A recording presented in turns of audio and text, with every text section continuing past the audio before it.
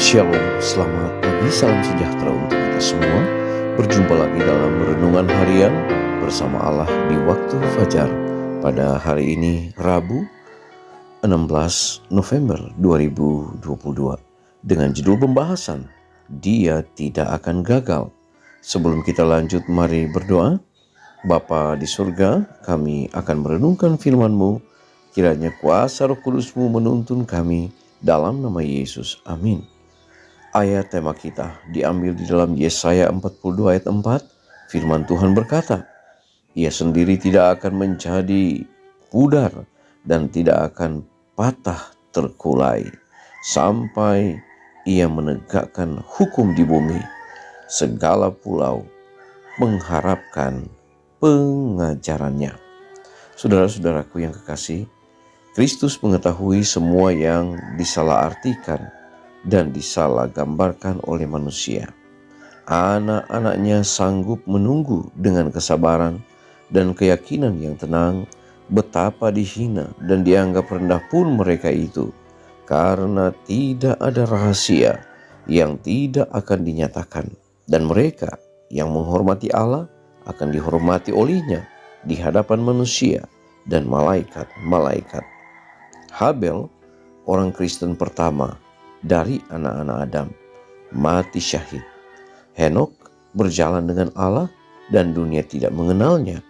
Nuh diejek sebagai seorang fanatik dan seorang yang membuat gelisah.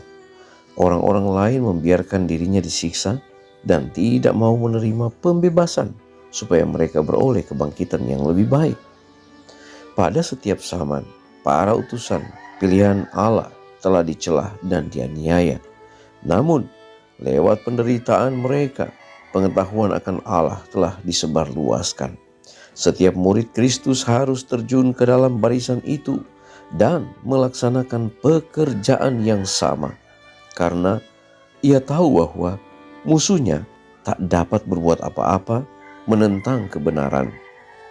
Tetapi justru untuk kebenaran, Allah bermaksud supaya kebenaran dinyatakan dan menjadi pokok ujian dan diskusi, bahkan melalui hinaan yang diberikan kepada kebenaran itu. Pikiran orang harus digerakkan.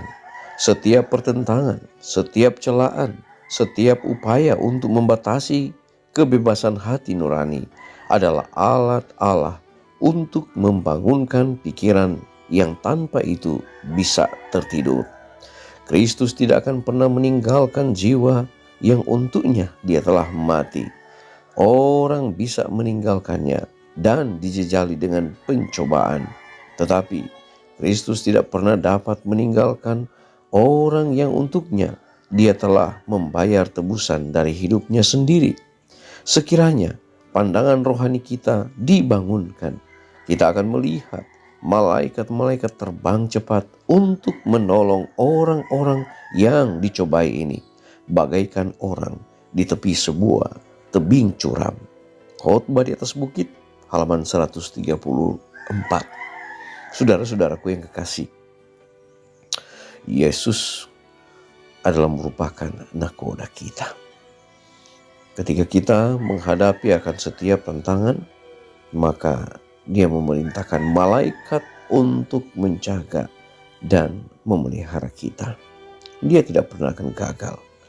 Oleh karena setiap tindakan yang Allah lakukan untuk manusia yang berkenan di hadapannya, yang selalu berpegang kepadanya, Dia akan selalu memberikan perlindungan. Pada setiap zaman ada utusan-utusan Allah, ada umat pilihannya, dan mereka juga melewati penderitaan. Mereka melewati berbagai macam penderitaan, tetapi Tuhan meluputkan mereka. Kristus tidak pernah meninggalkan jiwa yang untuknya Dia telah mati. Dia selalu melihat kita, Dia selalu menolong kita, dan akan memberikan berkat-berkat bagi kita. Mari kita berdoa. Bapa di sorga, terima kasih Tuhan, berkat yang kami boleh nikmati saat ini melalui firman yang begitu indah, bahwa Tuhan tidak pernah meninggalkan kami. Tuhan tidak pernah meninggalkan umat-umatnya. semua ada dalam lindungan Tuhan. Kami mau serahkan kehidupan kami ke dalam tangan Tuhan.